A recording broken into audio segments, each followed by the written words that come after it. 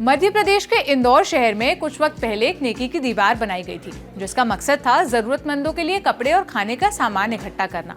ये वीडियो उसी नेकी की दीवार का है जिसमें एक्टर रणवीर सिंह के लिए कपड़े जुटाए जा रहे हैं। लाइन में खड़े लोग बारी बारी से अपनी श्रद्धा अनुसार रणवीर सिंह के लिए कपड़े दान कर रहे हैं। कपड़े जिस बॉक्स में डाले जा रहे हैं उस पर रणवीर सिंह की एक तस्वीर लगी है और नीचे स्लोगन लिखा है, कैप्शन लिखा है, मेरे स्वच्छ इंदौर ने ठाना है, देश से मानसिक कचरा भी हटाना है।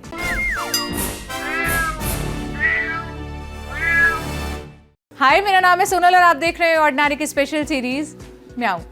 रणवीर सिंह इस वक्त सड़क से लेकर सोशल मीडिया तक चर्चा में बने हुए हैं। इसकी वजह है पेपर मैगजीन के लिए कराया गया उनका फोटोशूट। 22 जुलाई को रणवीर सिंह ने फोटोशूट की कुछ तस्वीरें सोशल मीडिया पर पोस्ट की। इन तस्वीरों में रणवीर नग्न थे। इसके बाद जो हो हल्ला शुरू हुआ वो अब तक जारी है। कई लोग रणवीर के फोटोशूट के समर्थन में दिखे तो कई लोगों को ये रास नहीं आया। रणवीर सिंह पर महिलाओं की भावनाएं आहत करने और उनकी गरिमा का अपमान करने का भी आरोप लगा।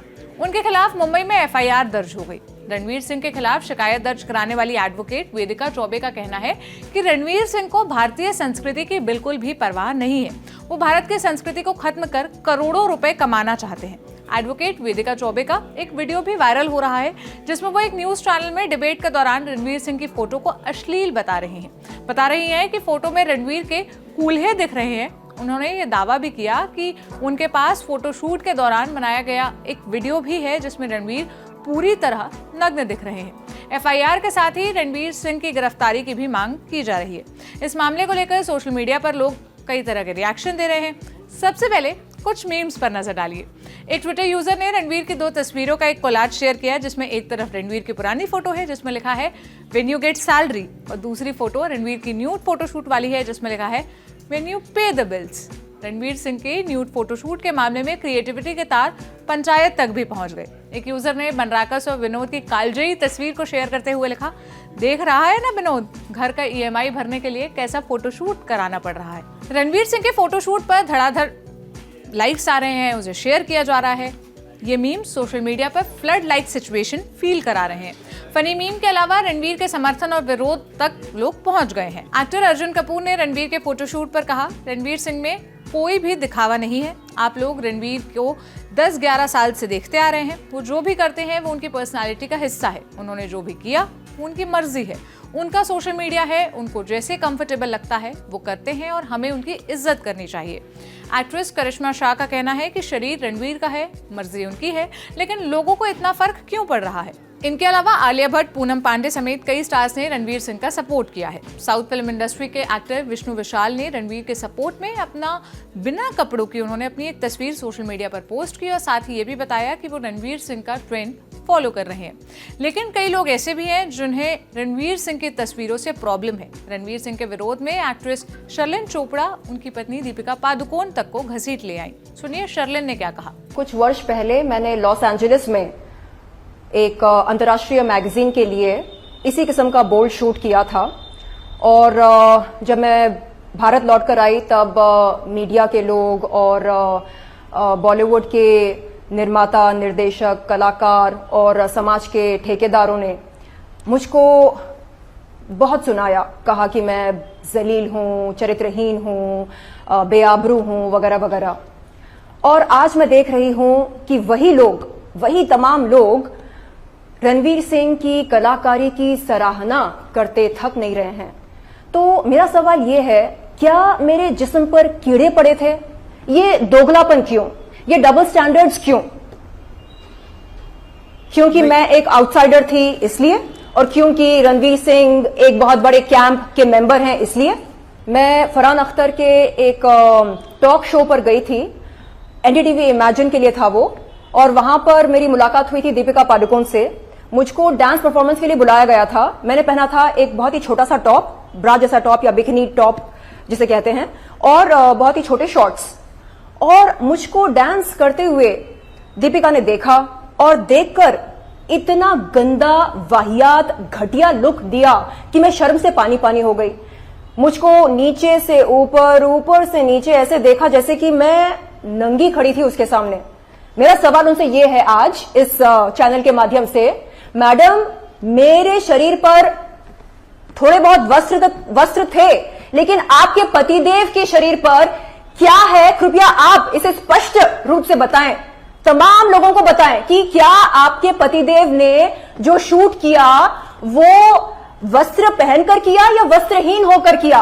यदि वस्त्रहीन होकर किया तो आप कौन होती हैं मुझको या दूसरों को जज करने वाली? लोग अलग अलग तर्क और दलीलें देकर रणवीर सिंह के फोटोशूट के बारे में अपनी राय दे रहे हैं। रणवीर सिंह ने भी इसी फोटोशूट पर अपनी बात रखी है, जबकि अपनी तस्वीर को लेकर रणवीर ने पेपर मैगजीन से खुद कहा था कि अपने काम के लिए वो हजारों लोगों के सामने कपड़े उतार सकते हैं और इससे उन्हें कोई फर्क नहीं पड़ता। फिलहाल रणवीर सिंह पर अश्लीलता फैलाने का आरोप लगा है। कानूनी शब्दों में बात करें तो रणवीर के खिलाफ महिला की गरिमा के अपमान और अश्लीलता फैलाने का आरोप लगा है। बात अश्लीलता की आई तो ये समझने के लिए हमारे कानून में अश्लीलता यानी ऑब्ससीनिटी पर क्या लिखा है, ये क्या कहता है, ये समझने के लिए मैंने बात की एडवोकेट नेहा रस्तोगी से। सुनिए उन्होंने क्या बताया। हमारे आईपीसी के अंदर में ऑब्सनिटी एज सच कुछ भी डिफाइन नहीं किया गया है। ऑब्सनिटी का एज सच कोई डेफिनेशन नहीं है, बट हम एग्जाम्पल के तौर में समझने की कोशिश करेंगे कि अगर हम गांव में जाते हैं और एक लड़का और एक लड़की अगर एक दूसरे को किस करते हैं तो वहाँ पर ये गांव में इस एक्ट को ऑब्सनिटी के अंदर कंसिडर किया जाता है। इसको 294 के अंदर कंसिडर किया जाएगा। और यही एक्ट अगर हम किसी मेट्रोपॉलिटन सिटी में करते हैं तो इसको हम ऑब्सनिटी के अंदर कंसिडर नहीं कर सकते। तो शहर के हिसाब से, जगह के हिसाब से एक्ट भी डिफाइंड होता है। ये हमारे समझ में होना चाहिए कि ऑब्सनिटी क्या होता है।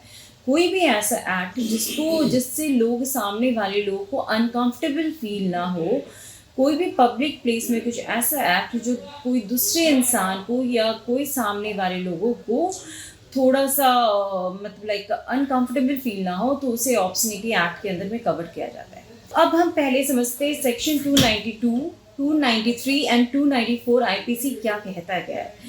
अगर हम कोई भी ऑब्सनिटी एक्ट या ऑब्सीन पिक्चर या कोई सॉन्ग बुक के थ्रू, पैम्पलेट के थ्रू, पेपर या राइटिंग के थ्रू या किसी भी मीडियम के थ्रू हम सर्कुलेट करते हैं या उसका बिजनेस करने की कोशिश करते हैं, एडवर्टाइजमेंट करने की कोशिश करते हैं या पोर्नोग्राफी मटेरियल के साथ हम ऐड करने की कोशिश करते हैं, तो इसको 292 आईपीसी एक्ट के अंदर कवर्ड होता है।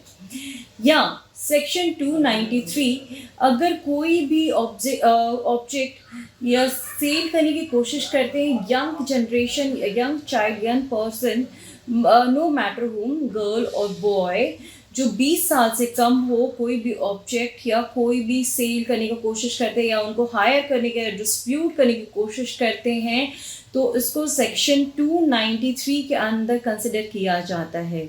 रणवीर के खिलाफ आईटी एक्ट के धारा 67A के तहत भी मामला दर्ज किया गया है, जिसमें उन्हें 7 साल तक की सजा भी हो सकती है। आईटी एक्ट की धारा 67A क्या है, इसके जवाब में एडवोकेट नेहा रस्तोगी ने क्या बताया, सुनिए।